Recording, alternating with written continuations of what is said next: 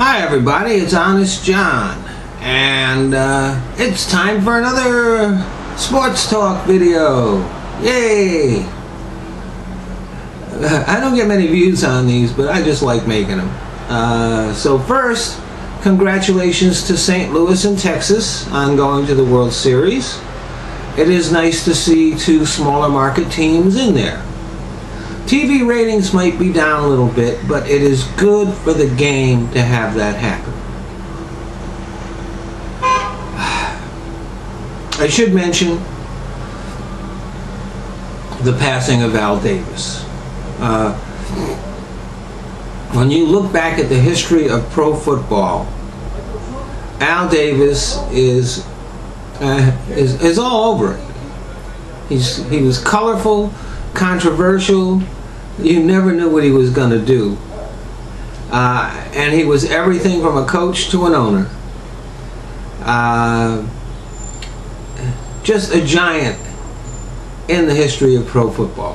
Whether you loved or hated him, that's what he was. And very sad what happened at Indy yesterday. Dan Weldon was killed in a crash, and it was a horrific crash, and my heart goes out to his family and friends. Auto racing is a sport where the possibility of death is always in the background.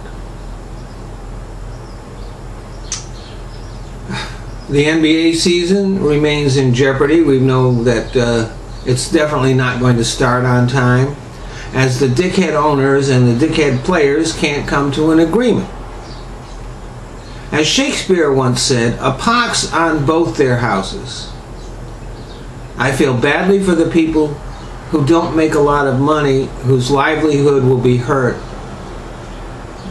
because their businesses are associated with the game. I mean, one side is mega rich, the other side is just rich. They both are doing so much better than the rest of us that I resent them both. And we may forget all about them for a while when the season starts and they ain't playing. We might just forget all about them. But when they come back, we might not really feel like forgiving very much. But the biggest news is something that hasn't even happened yet. Tim Tebow is finally going to start for Denver. Now, some people are turned off by his image, which is that all-American mom's apple pie Holy Joe thing. But the fact is that every time he comes in a game, the Broncos just do better. There's something kind of special about this guy. I think the kid's going to be really good. He makes things happen. He makes plays. And he works hard. Nobody's ever found fault with his work ethic.